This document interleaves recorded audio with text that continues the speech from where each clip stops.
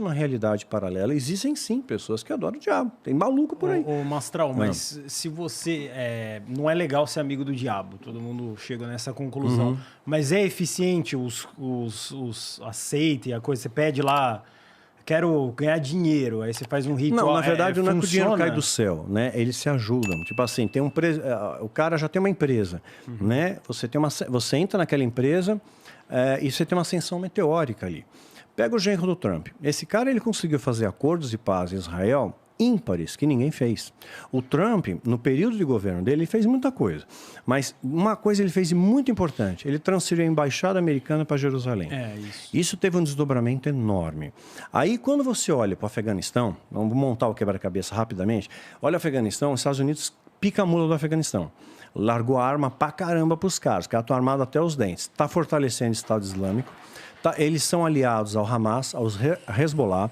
O Irã também financia esses grupos e, por sua vez, a Rússia também financia o Irã. Só que quando tem a guerra da Rússia contra a Ucrânia, eles falaram, mano, para aí, tá fazendo bagunça lá. E os caras falaram que não é para fazer guerra, senão os caras estão loucos para fazer Não, mas não é o momento. Aí o que vai acontecer? Né? Meu posicionamento.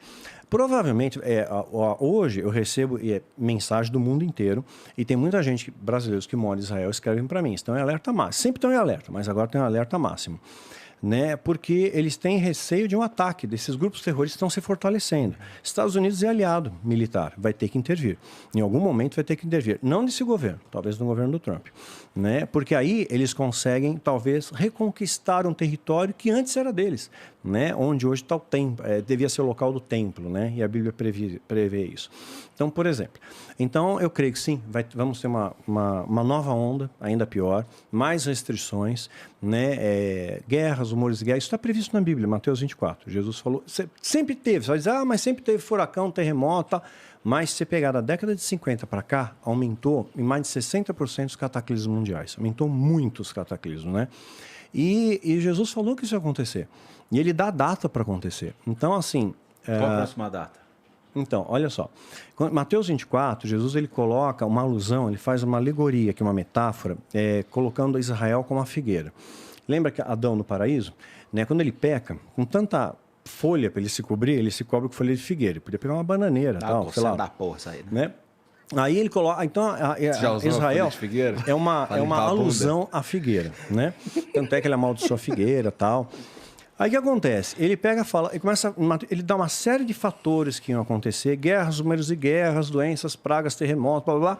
E ainda ele fala, olha, quando essas coisas, quando os ramos da figueira estiverem tenros, estiverem verdes, né, eis que eu estou chegando, estou às portas. E não vai passar uma geração sem que essas coisas aconteçam. Então ele deu um mapa para a gente aí, deu uma pista para nós.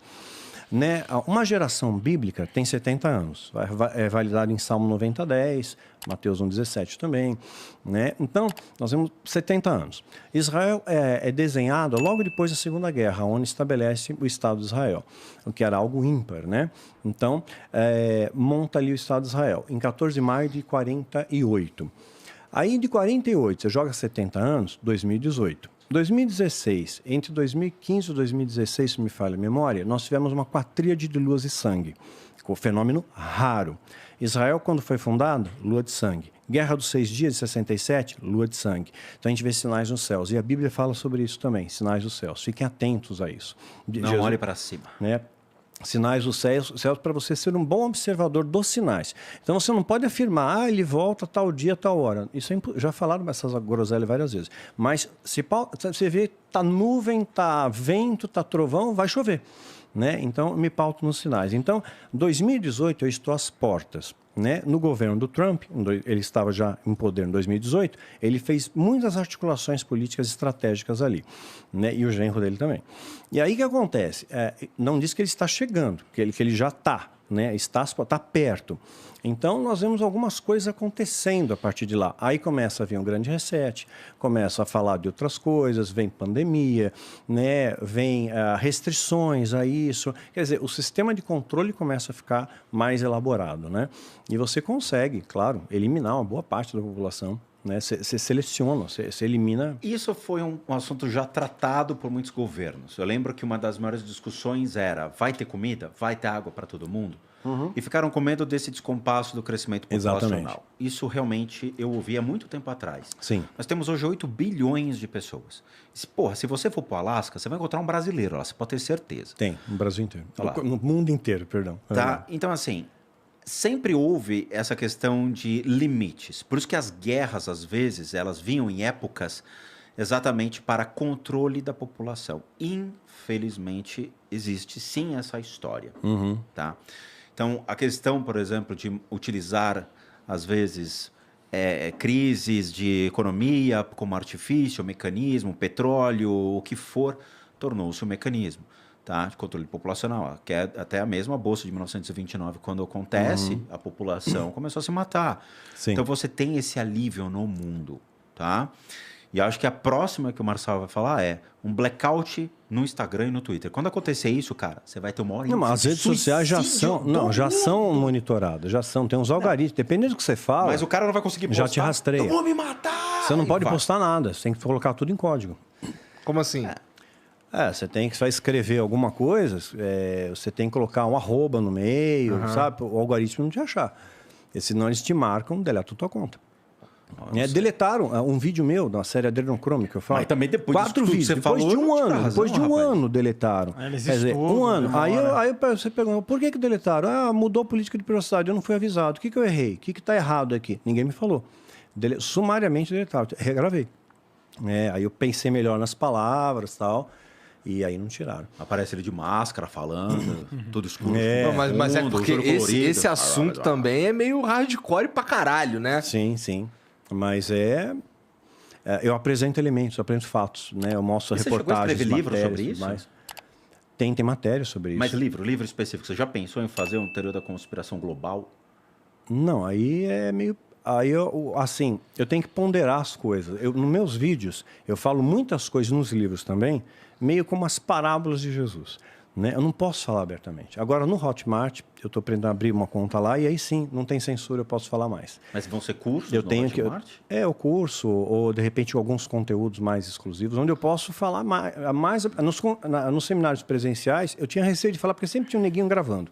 Né? Então, também não dava. Então, então tem gente que entende. Né? A Bíblia fala, os sábios entenderão. Mas é um tema muito arriscado, né, Marcelo? Porque assim, você vê... Isso sempre foi tema do mundo. O mundo sempre culpou alguma teoria da conspiração, Illuminati, maçom, Rosa Cruz e tudo mais. Eu fui Rosa Cruz por 12 anos. Não tem nada demais. Nada. Você recebe os ensinamentos em casa, lê... são só ensinamentos de filosofia. Mas não tem como objetivo controle populacional, nada disso. Que assim, a gente entra às vezes numa ordem esotérica, ordem mística, e acha que vai ter certa influência, ou vai receber influência regalias, e tudo mais. Eu nunca fui satanista. Nunca entrei, nunca recebi um convite. Passou da época, já foi, não dá, agora eu sou budista, mas a gente cresce escutando sempre isso. Sempre. Tá? Parece que o mundo está esperando realmente que alguma coisa aconteça e se comprove. Atentados terroristas sempre vão acontecer por uma questão até religiosa, de desconforto que a gente está vendo, seja os Estados Unidos versus o Oriente, os muçulmanos islâmicos mais radicais destruindo igreja. Nós tivemos até metaleiros destruindo igreja lá na Noruega e tudo mais. Então a gente vê que o mundo está no seu ápice da hipersensibilidade em crise. Tudo torna-se um fator para uma crise. Sim. Tudo. É briga de comida, o cara roubou minha maçã, eu fui lá e matei o cara. Imagina se faltasse água hoje. Você matava por causa da água. Sim. Então, seria um Mad Max. Se você tirar o nome satanismo, islamismo, tudo, e ficar só o ser humano, você não acha que isso é normal do impulso do ser humano em fazer isso? Eu creio o seguinte, o diabo, né, ou a força do mal, como vocês preferem chamar, ele não pode... colocar dentro de você ódio, ira, raiva, inveja, ganância, ele não tem essa capacidade. Isso é escolha nossa. Você produz a matéria-prima. Mediante essa matéria-prima que você produz, né, você vibra na mesma frequência que ele, aí sim, ele pode potencializar aquilo em você. Tá. Tem gente que parece que quanto mais tem, mais quer, e fica uma coisa compulsiva.